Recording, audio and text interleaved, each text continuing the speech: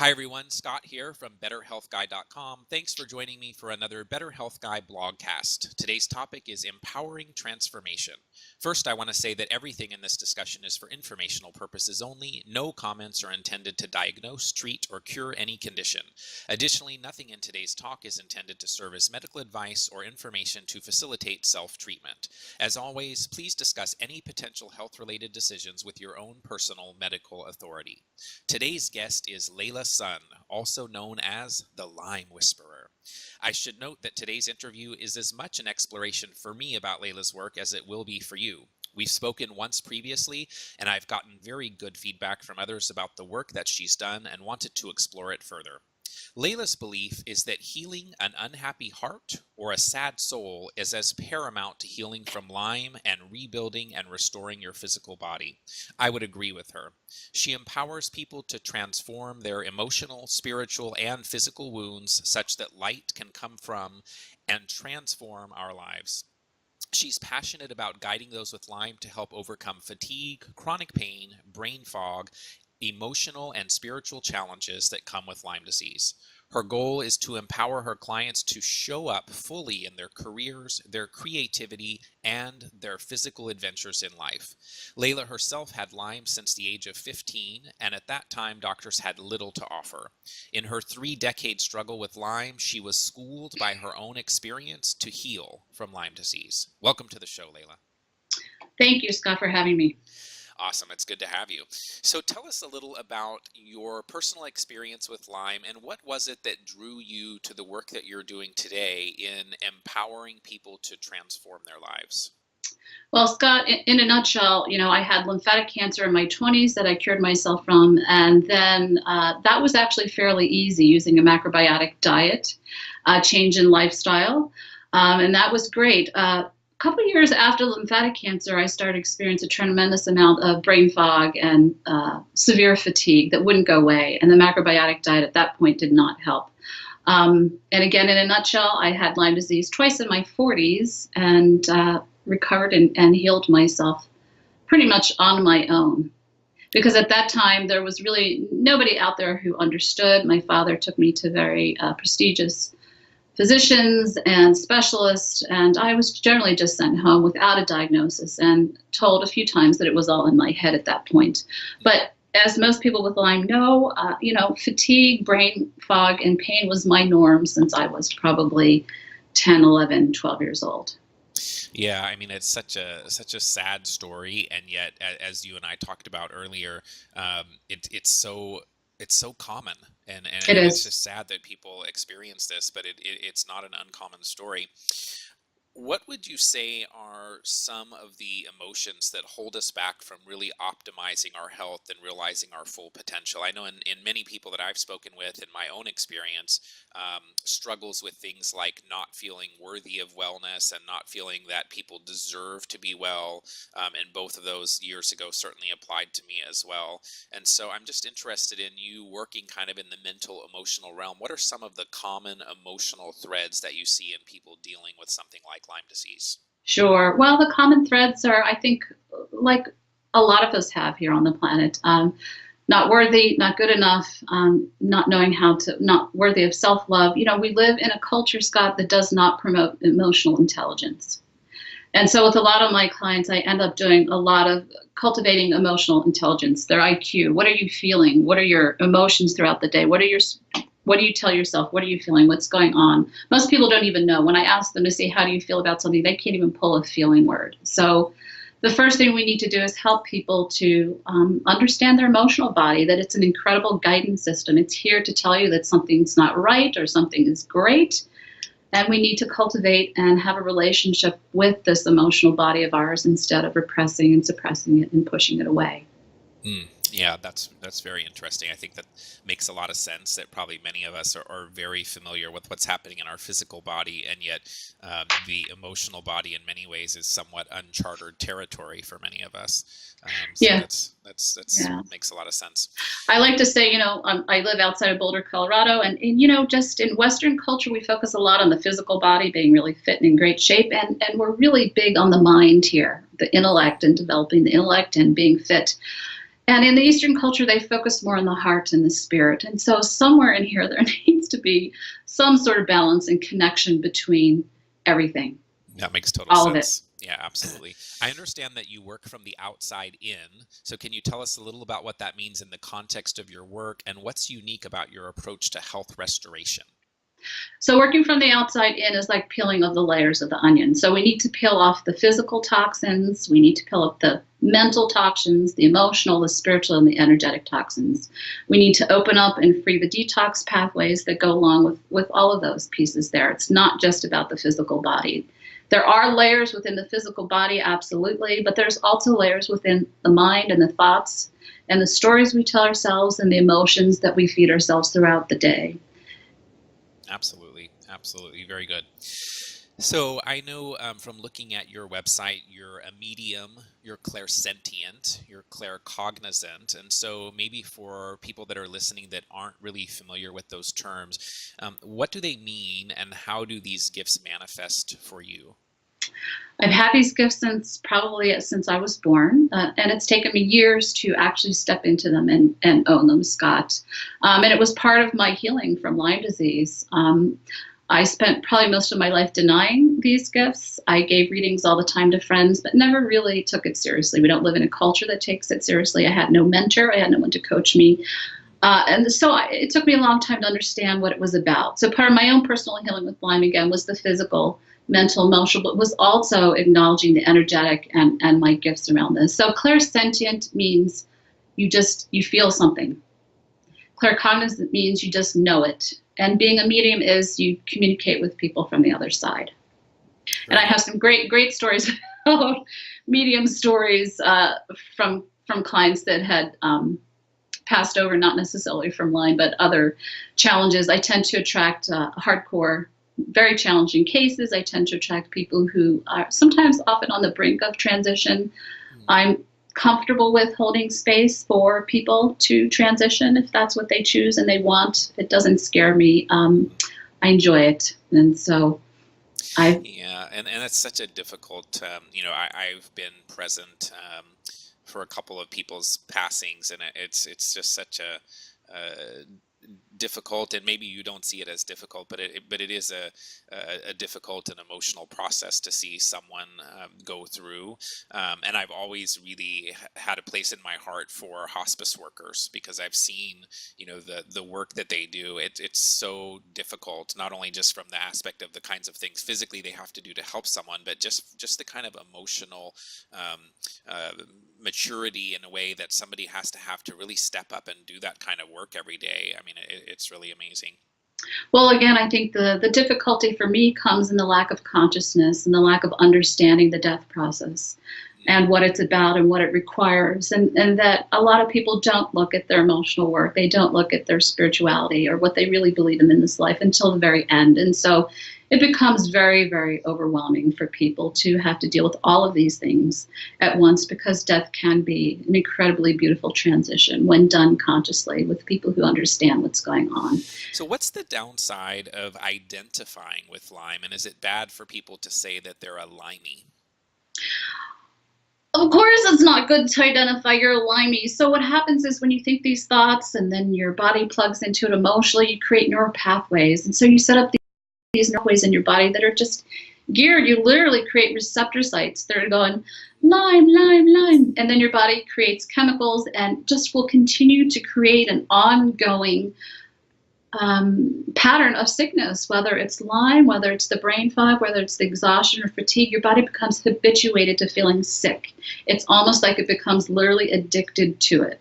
And so becoming conscious about your story, what you're telling yourself in your thoughts, what you're feeling throughout your day, what's going on with you throughout your day is incredibly important.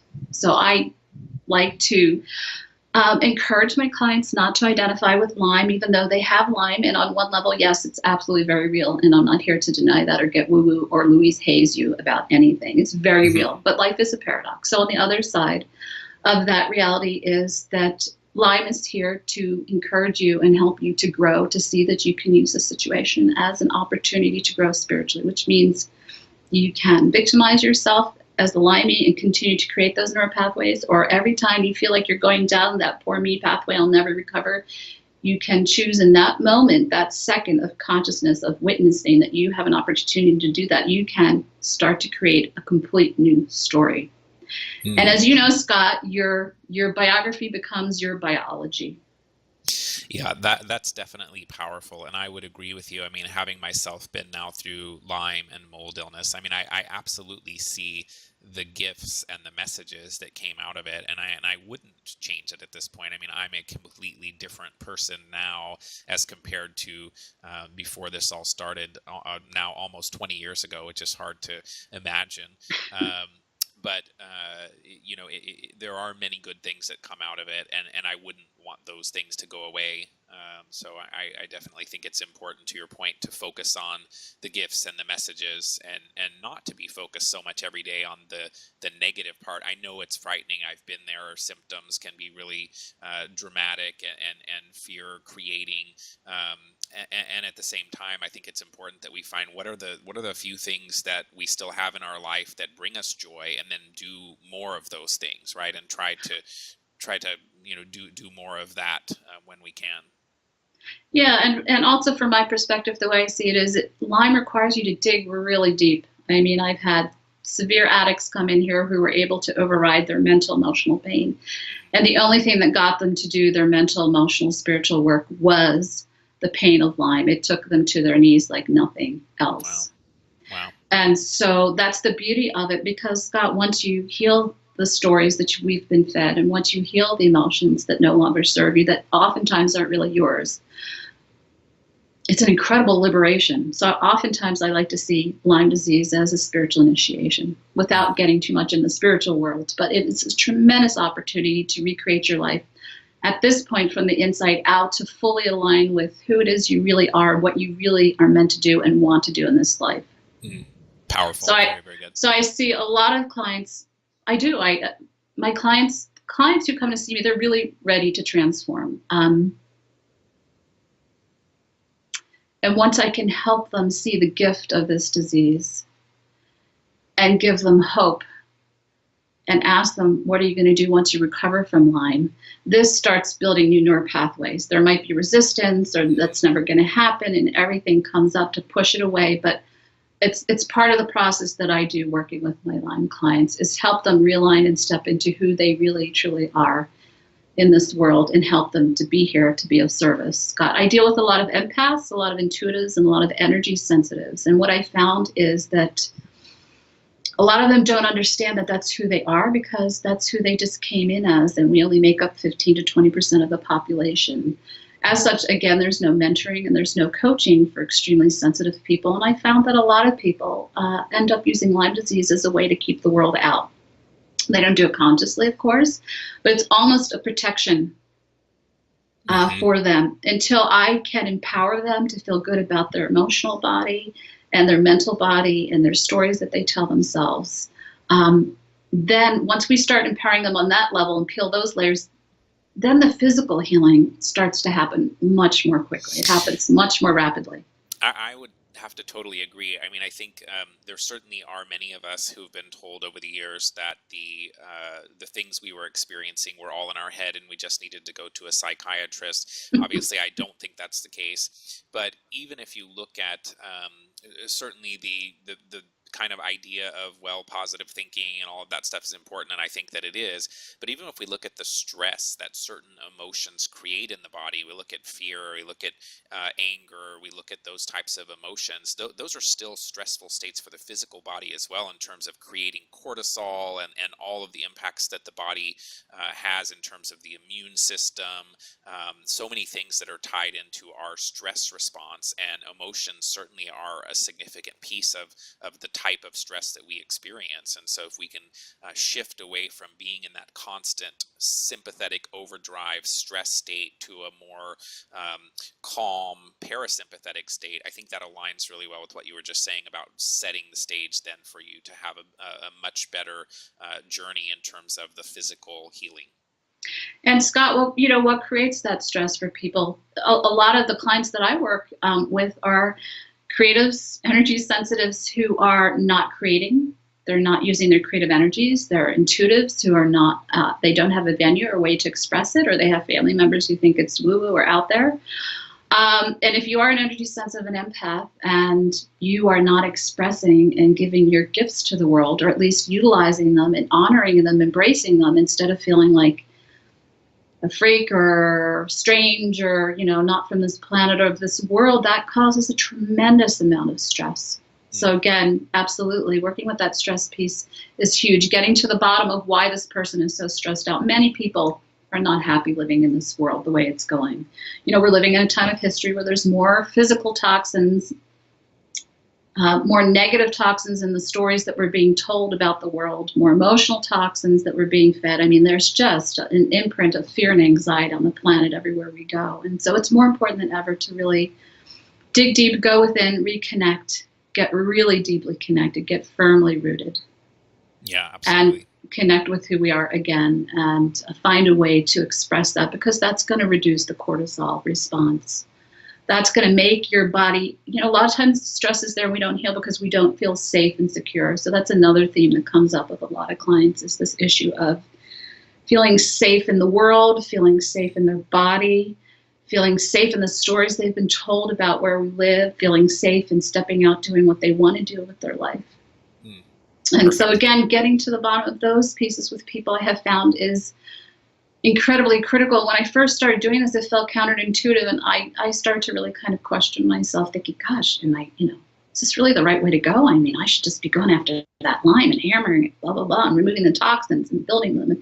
But honestly, what I found is, if I start with the mental, emotional, spiritual, energetic piece, because most of my clients are very sensitive, and I empower them on those levels, and we put them on products for Lyme on the physical body the entire time, but it kind of works differently for me. So if we work on those levels, then we come back to the physical, and the physical body feels like, oh, wow, I'm safe. I actually like myself. I want to get back in my body.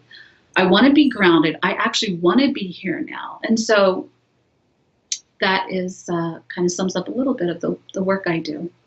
Yeah, that makes a lot of sense. So let's talk about back in the body. So I think that my way of thinking about that is that sometimes it just is painful being in the existence we are in this body, and so we're kind of disconnected energetically from our physical body. So maybe can you talk a little bit about how you see in your body or not in your body, and what that means? How I see being in the body is the ability to be grounded, to not get knocked over by other people's thoughts, actions, and feelings, especially those that aren't yours. I'm trained as an addictions counselor, so I'm very aware that people don't want to be in their body when they're in emotional pain or physical pain, of which they don't have the skill set to understand how to deal with. Most people just are in emotional pain, so they don't want to be in their body because they don't want to drop out of their head into their heart because it's too painful. We live again in a culture that does not teach us how to deal with our emotional body or even our mental body. And when I talk about our mental body, I talk about the thoughts that we tell ourselves all day long. Most of us are on autopilot. We have no idea what we're thinking all day. But I have clients track what they're thinking all day and what they're feeling all day, so they can get an idea of the story and what emotions fuel it.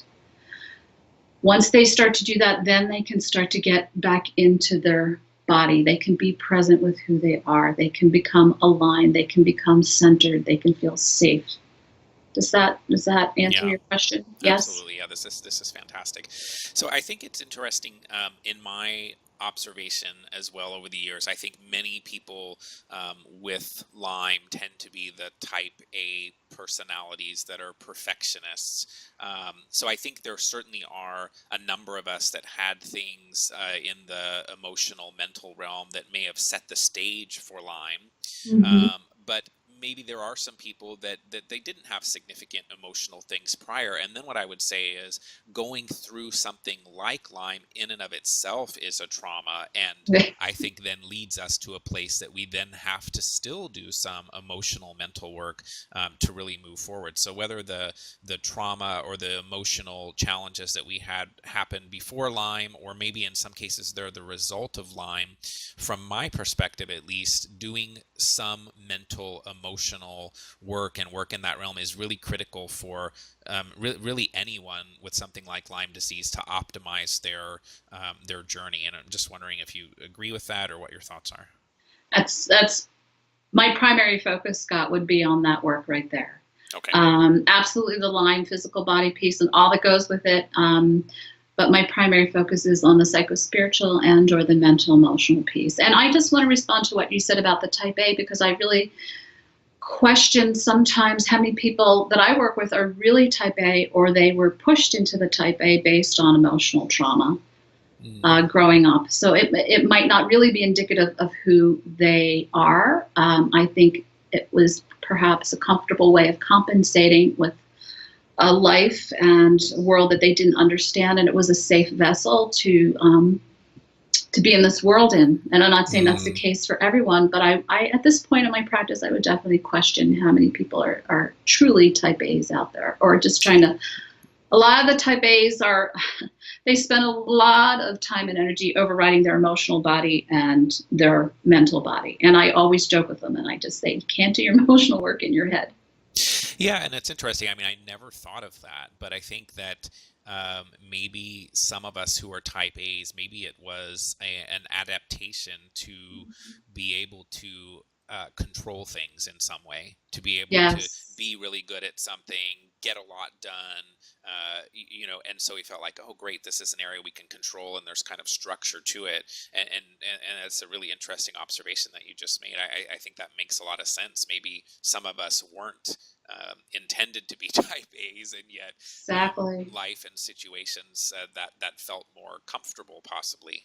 Exactly. Yeah. Really interesting. And I would say too that you're fortunate to be a type A and to have found a way to, if that's what you were doing. But those who are type A's who have found a way to compensate, at least you were able to cultivate some self-esteem and provide a financial foundation for you, versus some of the clients I deal with who are truly artists and really etheric souls who really do struggle with being in this world. Absolutely. So we all have different ways of coming in and finding ways to help deal with our wounds and our emotions and find a way to fit in. Is there any connection? I've heard some people suggest that, back to the idea of being in your body, I've heard some people kind of suggest that when we're not really grounded in our body, that actually allows physical microbes and other things to have more of an effect on us, and that when we're more in our body, that in and of itself makes our environment less hospitable for some of the microbes. I'm wondering, do you think there's a connection there as well? Yeah, absolutely. I would say that I think what I hear you saying is when you're in body, there's an awareness. And again, my whole work is about cultivating awareness physically, mentally, emotionally, spiritually, and energetically. And when you're in your body, you can cultivate awareness of what's going on. And again, in our society, we're trained and it's expected for us to almost check out.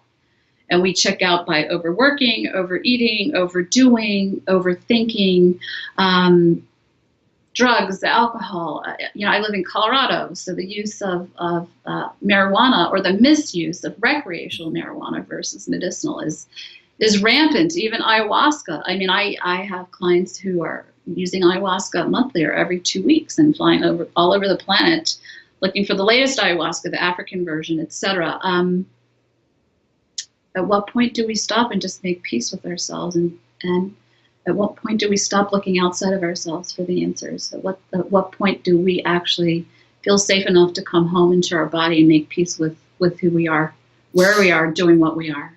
So since you brought up ayahuasca, are there some scenarios where that is potentially beneficial? What's your experience been with that? I haven't had any personal experience, and of course, I think every hallucinogen absolutely has its place where it can be used as the sacred medicine that it is meant to be used as.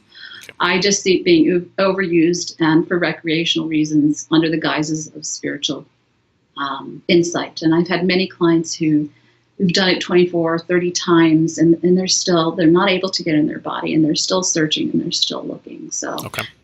Yeah, that's the only.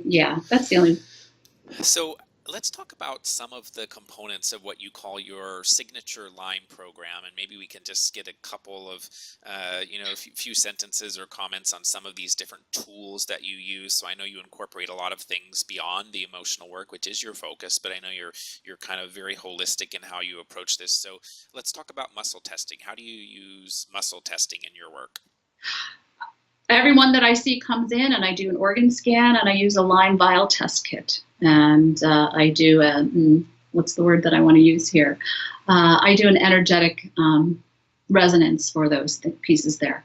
Okay, perfect. And what about nutrition? You mentioned nutrition. Are there some common things that you see that people are either doing right or doing wrong? Or what are some of the common things you recommend for people around nutrition? The classic, just for most people, macronutrients, protein, fat, carb, and then micronutrients in the form of a vitamin mineral shake drink. Absolutely endocrine support, nervous system support, digestive support, opening the detox pathways, minerals, enzymes, probiotics. I mean, the list goes on and on. We could do a whole session on this piece here. I agree with minerals. I think yes. it's absolutely critical. And any program of detoxification without minerals, to me, is kind of missing the foundation. Oh, and they're going to crash, and they're going to hurt, and they're going to feel miserable, and they're not going to want to follow through on anything. But boy, if you can get those minerals up and be consistent, then I found that's one of the key things that really helps people from herxing too badly. Absolutely. And I learned that the hard way, Scott. No one taught me. I had a far infrared sauna. I was getting in and out of the sauna. I was exhausted when I came, but I couldn't figure out why. And I just started doing some research. And so I started, even with the ion cleanse and some of the other tools that I have, and I watch for my clients. If they crash after coming out, I'll usually muscle test for them how long they should be in there, what temperature, etc. I always give them minerals at least afterwards, along with some cordyceps to prevent them from crashing. Well, and it's interesting because I think the reason that the body has become toxic and holds on to heavy metals and things like that is because we don't have enough minerals. And so absolutely, it's the next best thing. And if we had the minerals in our foods, in our soil, now obviously it has to be part of our supplementation program for most people. I think it's really just the first step in helping the body to detoxify, because then it could say, oh, okay, I've got these minerals now. I don't need to hold on to these other heavy metals and things like that. So absolutely agree. So in the same way with other things that I build them nutrition-wise first. There's no way I'm going to have someone come in here and I'm just going to hammer with a frontal assault using herbal, homeopathic, or antibiotics, which I don't use anyway. I'm going to build them first with nutrition, with supplements. I'm going to check their thyroid, their adrenals, their pituitary, their whole endocrine system. We're going to make sure their digestion is working.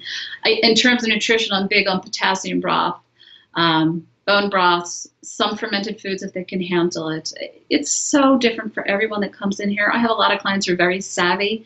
I have some who are still eating gluten.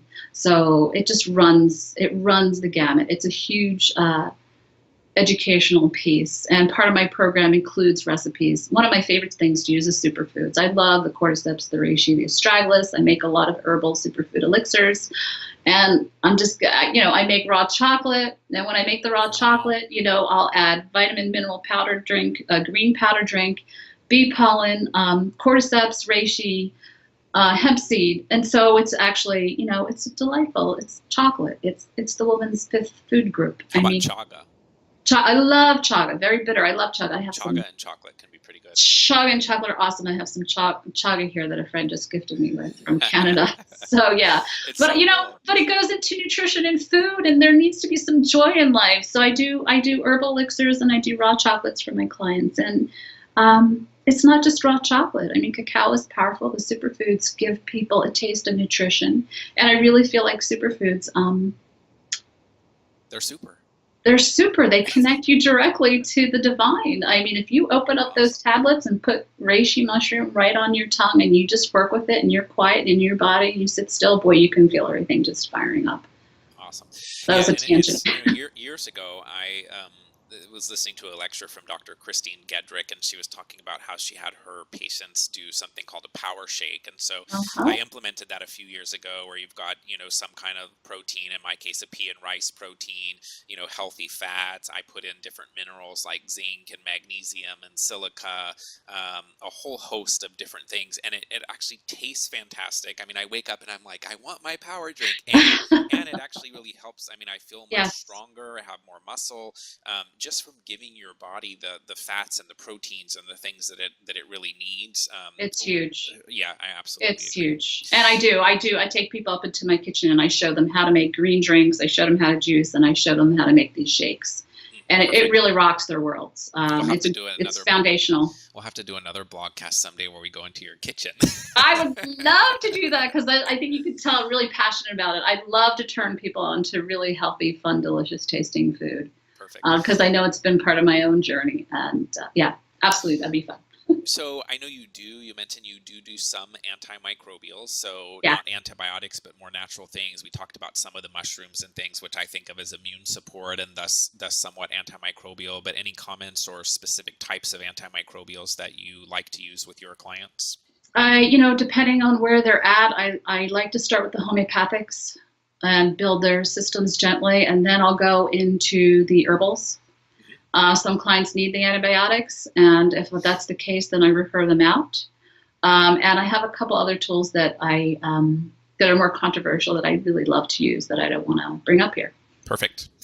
Acupuncture. So you mentioned acupuncture. Is that something that you do, or you refer people to? Yeah, acupuncture is part of my 4-month program. They get 4 sessions of acupuncture. I feel like it's very important to integrate the work that I do, keep their detox pathway open, help their parasympathetic nervous system completely relax again, which you were talking about earlier, which I didn't discuss with you, which is tremendously important in the work that I do, again, because I will do the coaching, we do the muscle testing, we'll do the organ scan and the Lyme scan, and after everything's done and we've sussed out the emotional mental issues that came up during that session, I always put people on the table and I'll do a raindrop therapy. And the importance of that, Scott, as you mentioned, is the whole nervous system gets to finally relax. And when the nervous system relaxes, as you know, the lymphatic system is able to open up.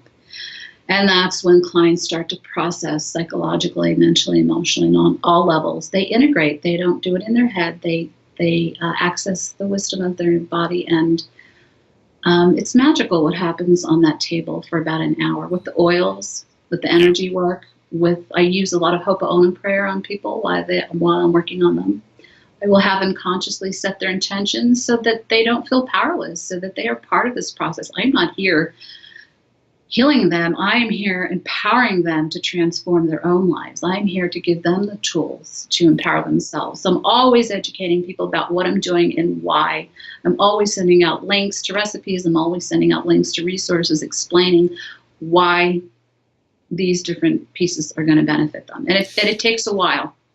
And I don't think that anyone can heal us. I think we each are the only ones that can heal ourselves. And so totally agree with that. You've mentioned a couple of the detox devices. You mentioned sauna, you mentioned ion cleanse. Any other tools that you want to comment around in terms of detoxification devices? Yeah, I love I have the Arcturus Star Lymphatic Pro. Gosh, I'm sorry. LymStar Pro, it's called. And there's sonar waves, and when you put them along the body, it opens up the lymphatic system. It's 3 times as effective as manual lymphatic drain. And when I was going through Lyme, that made a huge difference in my recovery. Love that device. Yeah. I also have the Migun Jade Thermal Massage Bed, which I love as well, because that opens up blocked and stagnated chi, and it also decreases calcification. Again, it's just use of far infrared technology along with jade crystals, and it opens up the whole spine. It hits all the acupressure points. So beautiful. It's another great tool that I love. Clients are always asking me, okay, so if I were to buy one of these tools, which one would I buy? And I'll tell you, it's tough. It would be I'll tell you, the sauna and the ion cleanse, which I wanted to mention as well, really were critical in my recovery and continue to be a part of my recovery work. And Mine as well. It's interesting. I was in the garage yesterday in the sauna, and I also have the ion cleanse and do that twice a week. So I think, yeah, I agree with you. Beautiful. Sometimes even when I'm having clients sitting here and their eyelids are drooping and they're exhausted, I'll get them in an ion cleanse while we're talking, and you can see their energy just come up. Wow, sometimes in 5 minutes, sometimes in 15 minutes. If they're really backed up, what I've done is I've taken the 7-hour lymphatic drain, put it under their arms as while they're doing an ion cleanse, and we're talking all at once. And it's tremaendous to see the results. Just everything just opens up so quickly. It's a lot of fun to play with all my tools. I'm just seeing in my mind, I'm seeing Toys R Us, Leila's house, Toys R Us. Vibrational energy medicine toys. Yeah, I'm a recovering vibrational energy medicine junkie. Yeah, there's so many tools out there that are so fabulous. And I love my mat too, my PMF mat. I still use that. I do too, yeah. I pulled it out. We have a lot of things that we've kind of both been led to completely separately. I mean, I don't think I may have heard your name, but I mean, we didn't know each other before maybe a couple of weeks ago. And it's interesting how a lot of the tools, a lot of the thoughts and ideas, we've kind of come to some similar conclusions. In the emotional mental realm, I know you do some work with family constellation. You talked on your website about ancestral clearing. What are some of the tools that you use to support the mental, emotional, spiritual health? I think the one word that covers it all is empowerment and education. I educate people to understand the process and what that's about. I take them through it so they experience it. And once they experience it, then I educate them about it. I don't know if that's answering your question. No, it's great. So you mentioned that Lyme disease is a teacher, and I'm interested in what is it that it teaches us, and what should our relationship with Lyme be?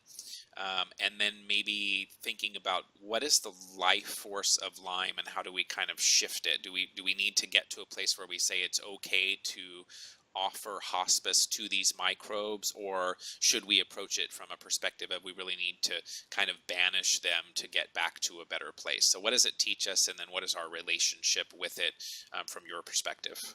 Yeah, as a practitioner, I would say that Lyme teaches and Lyme shows us where we're out of alignment with our body and our life, because your health and your life are intertwined. You cannot separate the two. I'm trying to think of an example to be more specific for you. For those of you out there in pain, that's not going to really resonate with you. That's not going to be what you want to hear. I understand that. A lot of times when people are in pain, they just go down an old neuropathway of feeling like a victim, feeling hopeless, feeling despairing, feeling a lot of anxiety. A lot of those pathways, if we track them, came from family of origin pieces growing up, what we were taught, and the feelings that we experienced while growing up. Lyme, if you listen to your body and can witness the symptoms, is an opportunity to grow and learn instead of to continue to victimize yourself. We'll show you where you need to grow and move and shift and feel empowered. So when you feel in that pain, instead of dipping down into the pain, I empower clients to say, okay, what's in your toolkit? What can you take? You need some glutathione? Do you need a sauna? Do you need an ion cleanse? What were you thinking? What were you feeling? Okay. Does that... Yeah, sorry, very good. I'm off in thought here. I think that's great from the teaching perspective. And then I am interested in your thoughts on, from a long-term, over the course of our life, what should our relationship with the Lyme microbes be? Is it something that we need to just kind of learn to live with those microbes in a way that's more healthy? Or should we approach it from a perspective of, I want to kill these bugs and I want to banish them from my system?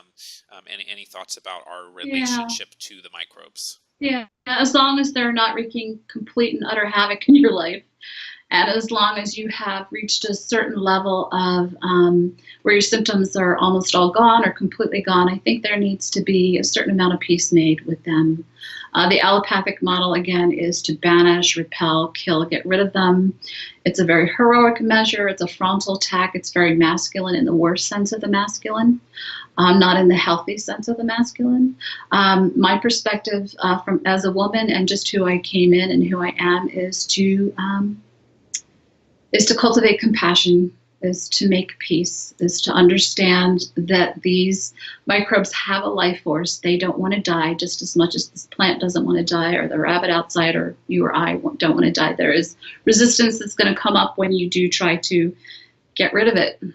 And so there's different ways to do it. And I do believe in the Ho'oponopono prayer and having compassion with the life force. So some of my clients have jokingly said, well, it's like you offer hospice to microbes.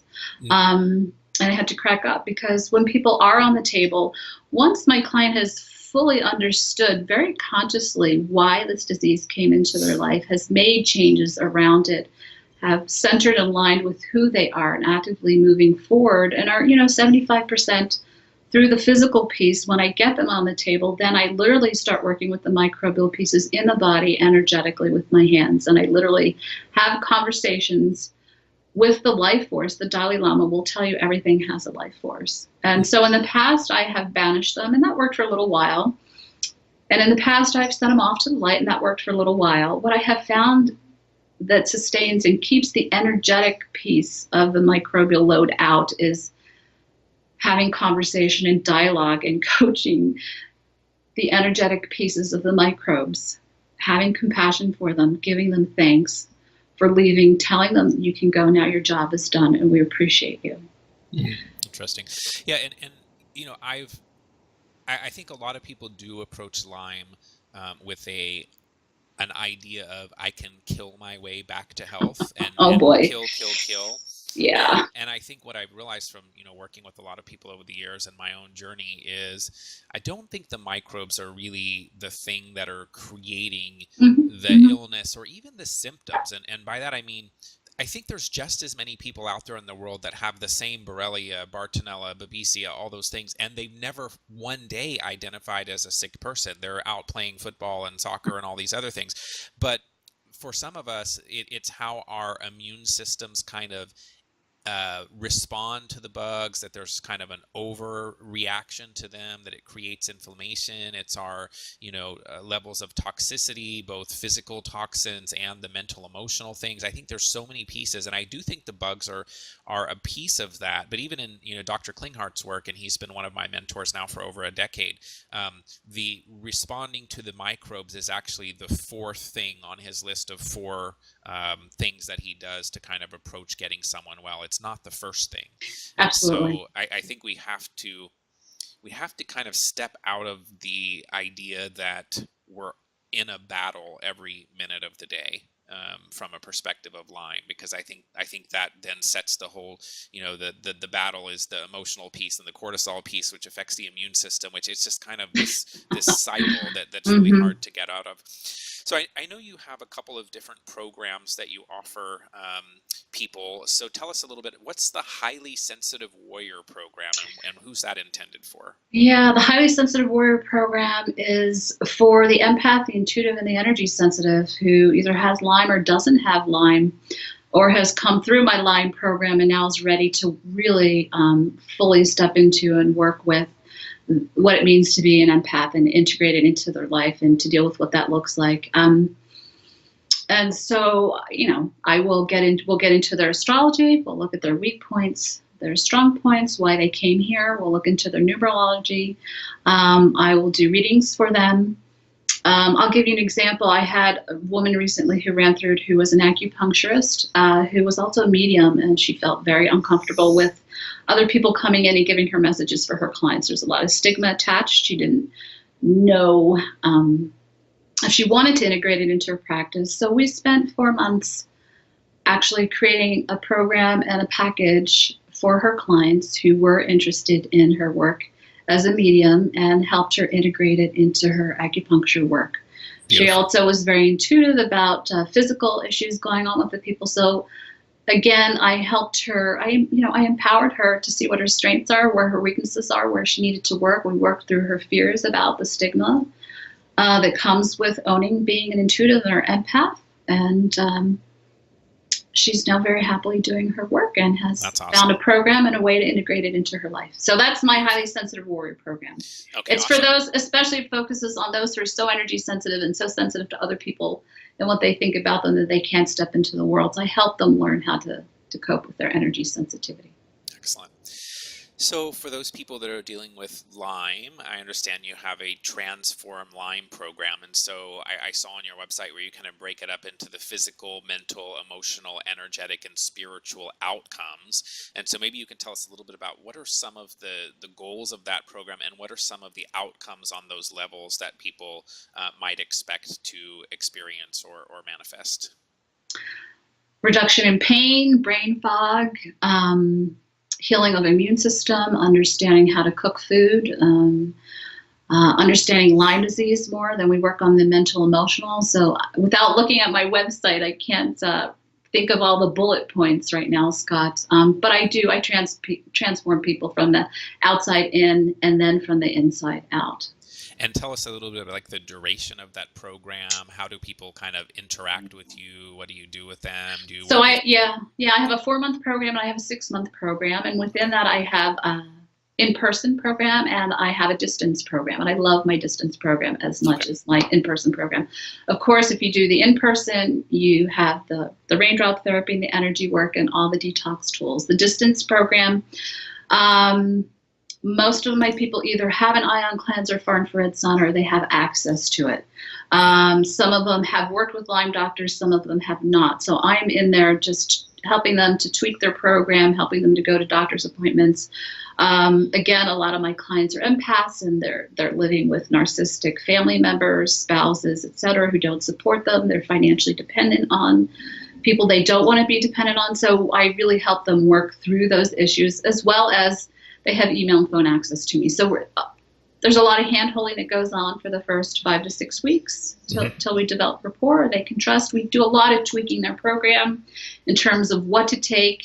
Sometimes I have them reduce it. Sometimes I bring in something else. Sometimes I help them figure out when to bring in the ion cleanse if they're strong enough to do the sauna. I just kind of take all the pieces of their puzzle that they kind of already know and they've all researched, and I help them bring it all together one step at a time, at their own pace. Perfect. I don't have an agenda. I really listen to and tune into what they are ready for. Yeah, that's and then I have a new program, Scott, that I want to talk about really quick because I'm really excited. Sure. It is a supplemental program. It's a 3-month program. It's an adjunct for Lyme literate medical doctors or Lyme practitioners. These are doctors who are overwhelmed. They know their clients need mental, emotional support. They know their clients need help with nutrition and diet. And so this is a complimentary program that I'm just about ready to launch to help those Lyme doctors out, naturopaths, practitioners, anyone dealing with Lyme, to help them out. So it's a great integrative program that builds their practice and makes them look better because they understand the need for a holistic platform for Lyme. Absolutely. That's beautiful. So when you start working with a client, you're exploring the mental, emotional issues, their past traumas. How do you identify either the past traumas or the blocks that someone has on a mental, emotional level in terms of the things that are kind of holding them back? How does that information become something that you're aware of and then able to help them with? Well, on a physical level, of course, we do a comprehensive intake. And so that will list all injuries, surgeries, traumas, emotional, and all levels. And so we'll definitely review that. And then as an intuitive, I can always feel where they're blocked. Okay. And so I already know when they come in the door, I can see what's going on. My job, Scott, is to hold space, and it's to hold loving, safe space for them to share what it is they're ready to share when it's ready to come up. I can see a trauma at the very beginning of when we start that I know that they're not ready to deal with. So that's the outside in piece. We kind of deal with what they can, and then we go in deeper as they're ready. So oftentimes those core traumas don't come up till the end of the session when they feel safe and we've their thyroid's working, their adrenals are working, they're strong enough physically to be able to handle the emotional trauma, because it can be exhausting and draining. So we build, and I just trust that those issues come up. Now, if I feel like I need to push them, I will. But for the most part, I have a pretty gentle approach. But I will get in there and poke the bear if I feel that would serve them. Great. So I know that you incorporate some essential oils in your work. You talked about the the raindrop therapy that you do Yes. as well? Yeah. So is the use of the essential oils, is that for physical shifting, or is it more for mental, emotional shifting, or is it actually for both? It's all the above. Okay. I mean, these oils, I'm trained as a clinical herbalist. I have several trainings in the herb world. And so my first love has always been plants and plant medicine and the wisdom inherent, especially in the oils. And the oils have the highest frequency. I really do see quicker differences with the oils than any herbs. I have my tinctures here that I make and my salves, etc. Absolutely physical. They absolutely work on the physical level. They're antibacterial, anti-parasite, antiviral, antifungal. They actually work on the mental, the emotional, and the energetic and spiritual. They help completely Awesome. relax the entire body, and they detox. So there's only two ways that I know of to get rid of toxins stored in fat cells, and one is the use of far infrared, which would be the far infrared sauna and the Migun thermal massage bed. The other way is the use of essential oils done in the raindrop style fashion, which is also using hot, wet towels. And I do the raindrop therapy and then put them in the sauna afterwards. So while some clients just leave thinking they got a really nice, relaxing treatment, it was really a comprehensive, very well thought out, integrated detox treatment on the physical, mental, and emotional as well. Yeah, and I am a big fan of essential oils. Years ago, when I was dealing with some of the microbial pieces of Lyme, I would muscle test each week out of all the different oils that I had, and then I would customize kind of the capsules for that week based on which ones were coming up, and I did find them to be incredibly helpful. Beautiful. So I love the oils as well. So people with Lyme are often very sensitive to other people's energy kind of coming in and affecting them. And I'm wondering if you have any comments for us on how can we protect ourselves from taking on other people's energy or even taking on their suffering. Well, the first thing, of course, is to become aware that you are doing that. And that becomes a huge theme in my coaching. Most people aren't even aware that sometimes their anger or their anxiety isn't even theirs. Not to say that part of it's not theirs, but they're oftentimes what we're finding is if they track it, they see that if they're living in their family's house, then they're picking up their parents' anxiety or their spouses or their friends' anxiety. So awareness of how much is yours and how much is theirs is the first step. And in order to have that awareness, we come back to being in the body. And so we want to get you to be in the body. If you're in the body, you're centered and you're grounded. You know what you're thinking. You know what your emotions are. You know your thoughts and stories. When someone else's energy blips into your field, you know it. Most people come in here completely unconscious of the story they tell themselves throughout the day or the emotions that they're feeling throughout the day, making it much, much easier for everyone else's chaos and the world's chaos just to kind of come into their field and kind of completely overwhelm them. Mm-hmm. And clients cope with that differently. Some just kind of split off and become uncentered and unaligned, and most of them just leave their body and they'll stay up in their head because it's a nice, safe place to be. And they don't want to come into their heart because then they have to start to feel their emotions. Yeah, absolutely. Very good. Is it possible for some people to be held back by forces that are outside of themselves? So is there something like, negative spirits or entities or things like that affect people? And if so, how do those things get cleared from a person's field? Yes, I absolutely believe it's my professional and personal experience that there are absolutely external energetics that absolutely hold us back. And again, it comes back to awareness and educating yourself about what these are, what they look like, and again, staying grounded in your body so that you know when your body is being compromised by something else going on. Very good. So you just used the word grounding, which is perfect because the next thing is you had offered to do a guided grounding grounding meditation. So maybe you can just walk us through a little bit of how we can go about getting ourselves grounded. Okay, so let's just start. I'd like for everyone just to take a moment and close their eyes and feel your bottom firmly planted on a chair or your feet firmly planted on the ground, or if you have a space to lie down, just feel your back resting gently into the comfort of the cushions or the couch, wherever it is that you're lying. And as you get comfortable, I want you to take in a couple nice deep breaths from the heart and into the belly. On the exhale, go ahead and release any stress that you notice, any anxiety, emotions, thoughts, anywhere in your body that's feeling out of sorts, in pain, hurt, any frustrations about having Lyme, feeling like you're never going to get through this, any despairing thoughts. Just take a moment, and on that exhale, just let them all out.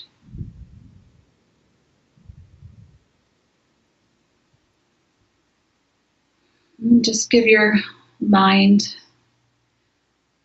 a break from all the thoughts. They'll be there when we come back. You can pick them up as you go out the door. But for now, just turn them off. Allow yourself to settle into your heart, to a safe place where you feel beauty, where you feel joy, comfort, peace, contentment. And just be still with any of those emotions, and be still with any other emotions that are coming up or any thoughts that are coming into your head.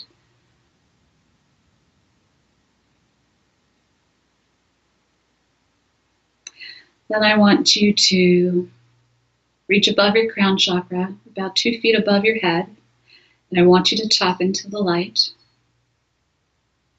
Fake it till you make it if you don't resonate, and bring that light down into your head, your crown chakra, into your mind's eye, all through your head, your neck, your shoulders, out your arms, your hands, down your spine, through your heart chakra, your solar plexus, through your second and first chakra. Allow that light to fill every space in your body with love, with peace, with contentment. Connecting your physical body to your mental body, to your emotional body, to your spiritual and energetic body. Looking for any areas that are resisting, that you don't want to connect. Just witnessing them and saying hi, accepting them, loving them, no judgment. There's no perfect way or right way to do any of this. Allowing the light to come in through your thighs, through your knees, through your ankles, into the core of the earth. And in the center of the earth, I want you to find a trampoline. And on that trampoline, I want your inner child just to come out and play, do somersaults, flip around, just have a good time, whatever that looks like or feels like, especially for those of you who have Lyme, where your body hurts and you feel trapped by your body.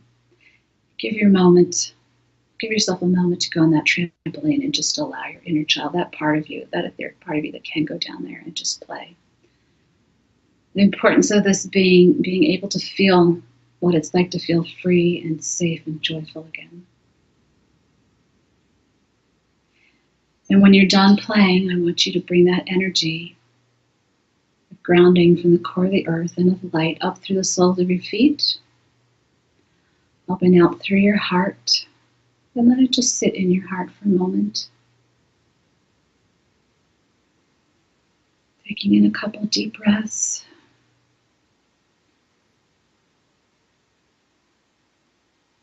And then take that love, grounded heart energy and expand it 2 feet outside of your body. And then expand it into the room. And expand it through your house or your home or wherever you're living. And you can expand it into your state, into the nation, into the world if you like. And with your next exhale, release any residual mental, emotional, spiritual, energetic gook that wants to go. on your next inhale, inhale and anchor in that feeling of peace, of joy, of grounding, of health, and of being aligned and feeling safe in this world.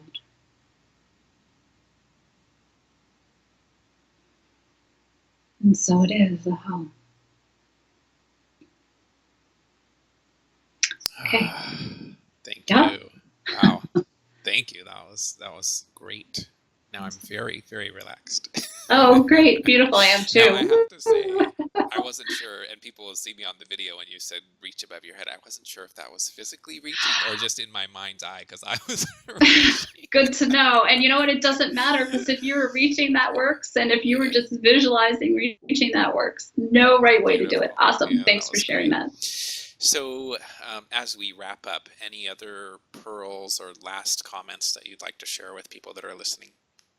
Just love yourself. Just be gentle with yourself. Just unplug from the insanity that's out there in the world and come home to yourself. And that's going to require feeling your emotions and your feelings. And that's going to require you being comfortable with feelings of loneliness and sadness and anxiety. And sometimes it's okay to have those feelings. Now, it's when they become overwhelming and take over your life, then you want to get support. But otherwise, as a species, I think it's really, really important that we just make peace with here, because when we drop out of our head, we come into our heart. That's when we can connect with spirit. And until we connect with spirit, we're really not going to understand what it is that we're doing here. We're not going to be able to really, truly and deeply, in an expanded way, address what's stressing us and understand what it is that we need to do to move forward, to release that and become the co-creators of our life that we're meant to be. Thank you. That's great. Okay. So where can people find you? And then maybe you could comment. I know that you mentioned that you have kind of an initial complimentary discussion that people can connect with you one-on-one and see if your services might be something that resonates with them. So maybe you can give us the details about your website and how they can reach out and connect with you. Absolutely. So my website is leilasun.com. So just to spell it out for you, that is Leilasun, not SON. And if you get on there, like Scott has said, I do offer a 20-minute complimentary phone call for everybody. I want to know what's going on. I want to make sure that I can help you. I've only turned down a few people, but there are times when there's too much going on. I will refer you out if I feel the need to. I do have several programs, and some of what I do in the programs overlaps. So it'd be good to figure out what your needs are, what your intention is, and to talk about if I think we're a good fit and how my services can best serve you. If you go into my website and you go to contact, you can send me your information, and I'll get an email, and I'll get back with you within usually 48 hours. Excellent. Very good. Thank you for taking the time today to do this. I enjoyed it even more than I was anticipating. It became much more conversational. Not that I wasn't looking forward to talking with you, but there was a flow to it that I really enjoyed. These are, when we talk about the mental, emotional realms of illness, it's not easy conversation, and a lot of the things that you said really resonated with me. So thank you for the work that you do. Thank you for being a resource for people that are still on the journey of Lyme, and the reality is we're all still on the journey of life. And so I think that there's a lot of great things that you're offering people. I do hope some folks will reach out to you, and I just want to thank you very much and honor you for doing this talk today and sharing with everyone that's listening. Thank you, Scott, so much. Awesome. This is wonderful. So thank you. Thank you. Okay.